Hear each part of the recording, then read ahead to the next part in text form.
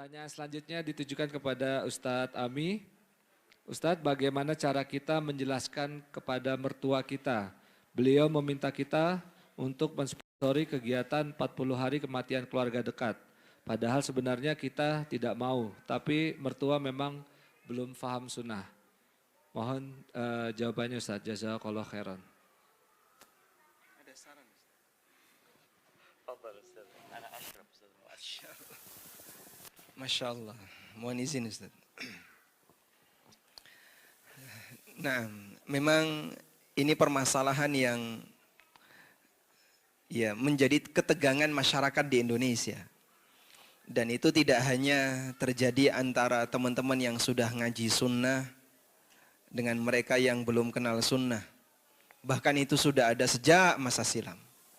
Seperti yang kita tahu misalnya dua ormas terbesar di Indonesia, salah satu di antara titik perbedaan pendapatnya ada di posisi ini.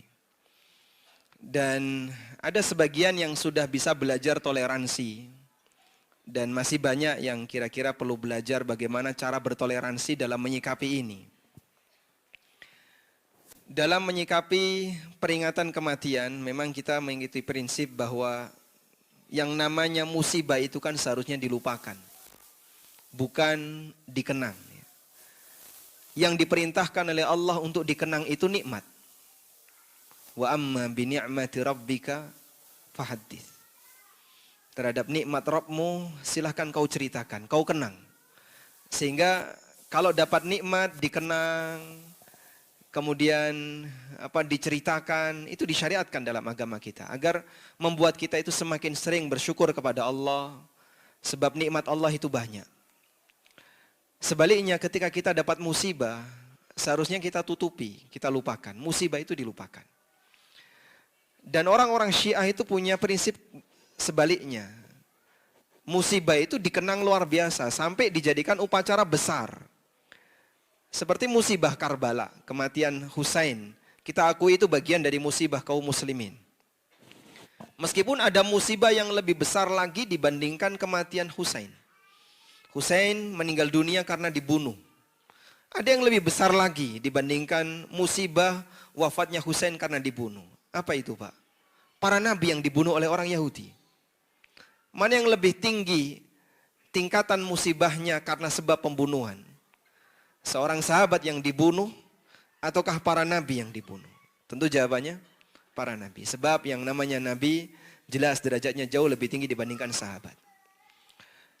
Meskipun demikian, kita tidak diajarkan dalam Al-Quran dengan wafatnya para nabi masa silam yang dibunuh oleh orang-orang Yahudi maupun yang dibunuh oleh orang-orang kafir di masa silam.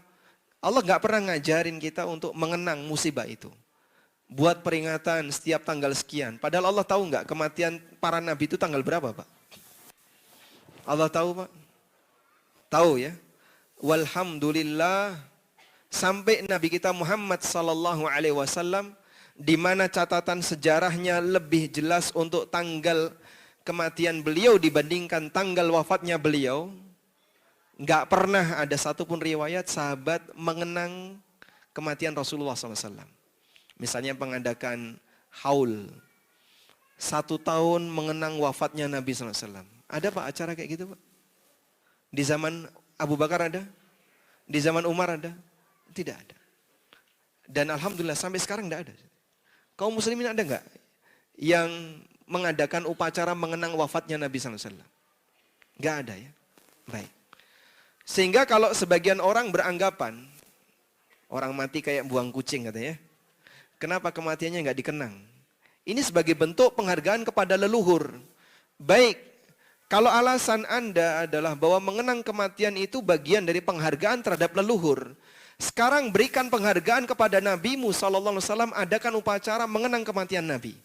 Saya yakin di demo manusia se-Indonesia.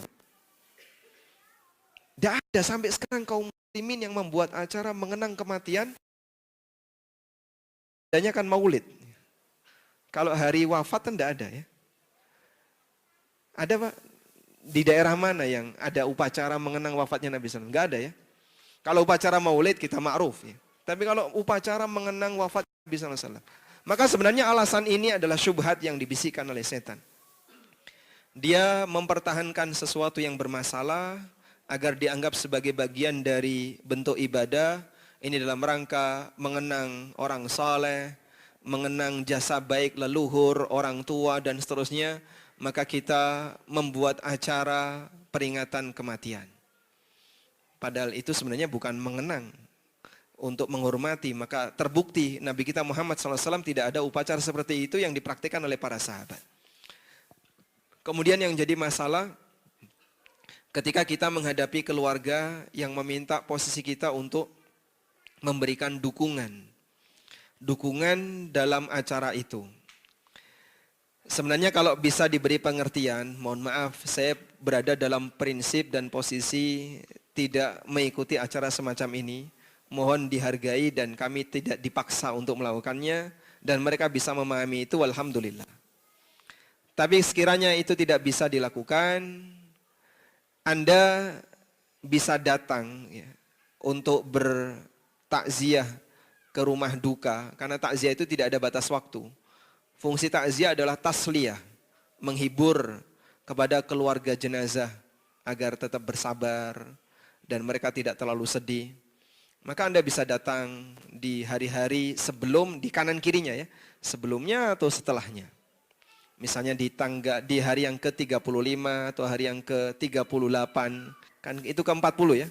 Itu geser sehari aja nggak mau Pak itu Pak. Ya. Misalnya 41 itu nggak mau. Sebab dia sudah ada hitungannya, nggak boleh geser sehari. Nah yang kayak gini sebagai wujud untuk tetap menjaga hubungan baik, silaturahmi, agar Anda tidak dianggap memusuhi, mungkin Anda bisa datang di hari-hari sebelum upacara atau pasca upacara. Kemudian Anda bisa ngasih hadiah yang kira-kira hadiah itu tidak akan dimanfaatkan untuk kegiatan upacara itu. Misalnya apa Pak? Kasih apa Ustadz kira-kira? Kasih iPad gitu ya. Dijual. Dijual lah ibaratnya. Oh dijual. Atau dikasih parfum atau apa yang kira-kira insya Allah itu tidak akan dimanfaatkan untuk mendukung kegiatan itu. Barangkali itu yang bisa digunakan sebagai pendekatan untuk menjaga silaturahmi. Insya Allah. Tafadhal Ustaz. Bisa ditambahkan. Jazakumullah khairan. Masya Allah. Atau dikoreksi Ustaz bagian mana? Istafadna Ustaz, istafadna. Nastafidu minkum kathiran. Ya, Jazakallah. Jazakallah khairan Ustadz atas jawabannya.